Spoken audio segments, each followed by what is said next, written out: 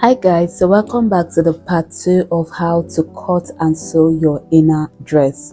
Okay, welcome back to my channel. So on the part 1 of this video, I showed you how I was able to create this bias that we'll be using to turn the neck of our inner dress, and it's simply by just because we are using a crepe fabric which is stretchy, just cut your 1.1 inch.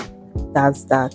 So now I'm going to show you the first thing you need to do, which is to join your shoulder line. And if you notice, while I'm marking this shoulder line, I slanted my line. It simply means that your shoulder line is not supposed to be straight. Now I'm done joining my shoulder line, and you can see I slanted it.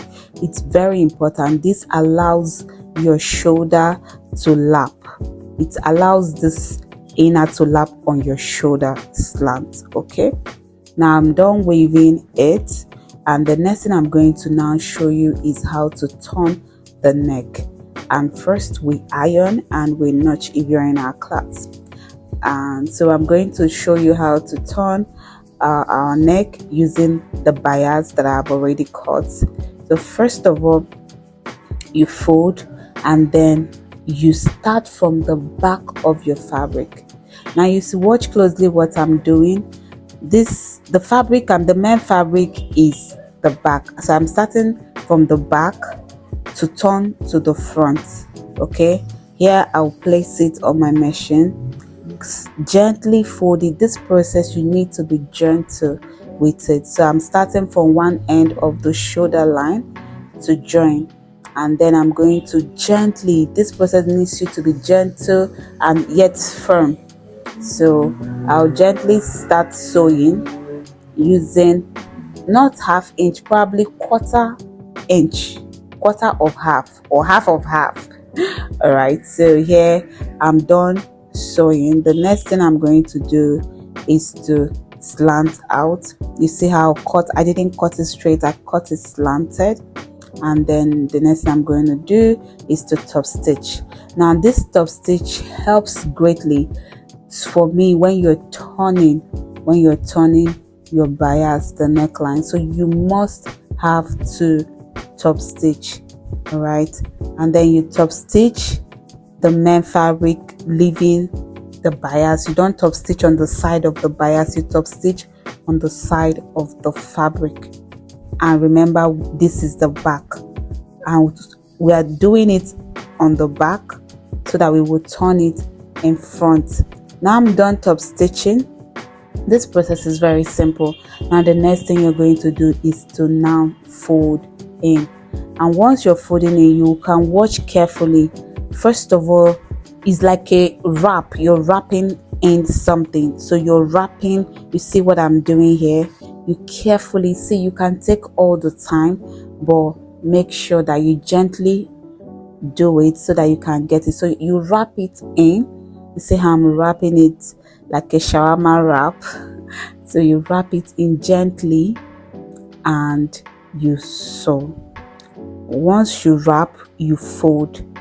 Okay, you fold, you sew. So the top stitch that you did on it is what will help you greatly to control this aspect of folding, of this folding. I'll wrap. You see how I raised the inside and then used my bias to now wrap it in. So do it gently. Also maintain your measurement. So if you're using, maintain the measurement that you'll be using. All right, so at this point, which is the ending finishing part of it, is always bulky, so you gently slide, and so you don't need to rush it. Now I'm done doing this. The next thing I'm going to do is to use my cooler to cool, and you could see I'm pressing, I'm applying pressure while pressing because it's a little bit bulky, so you need to apply pressure. Next thing I'm going to do is to use 1 inch to sew. If you watch my previous video, you're going to understand everything I'm saying here because I explained it on the part 1 of this video.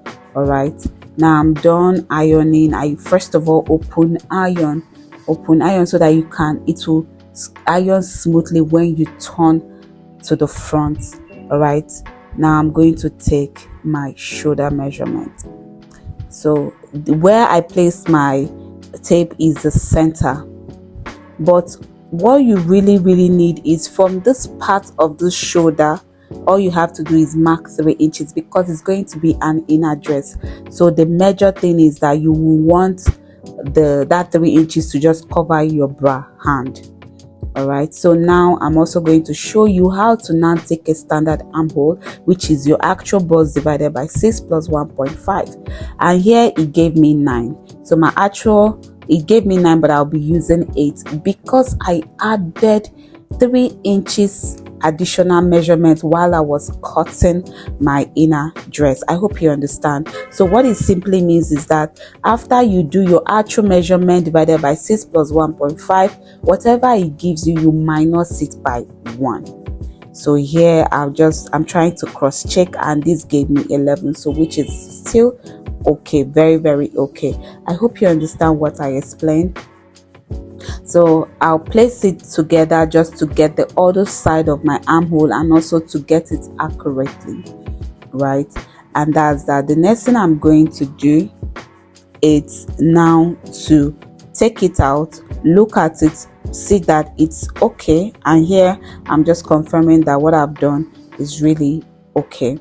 Now the next thing I'm going to do is to now fold my armhole. I'm still going to use the technique I use while wrapping my neckline to also fold my armhole using my bias stripe, which is this, still the same measurement, 1 inch 0.1.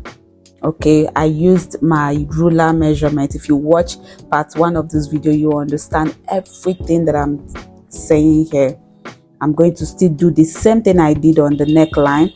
I stitched, top stitched, and then wrap and sew. So it's very simple.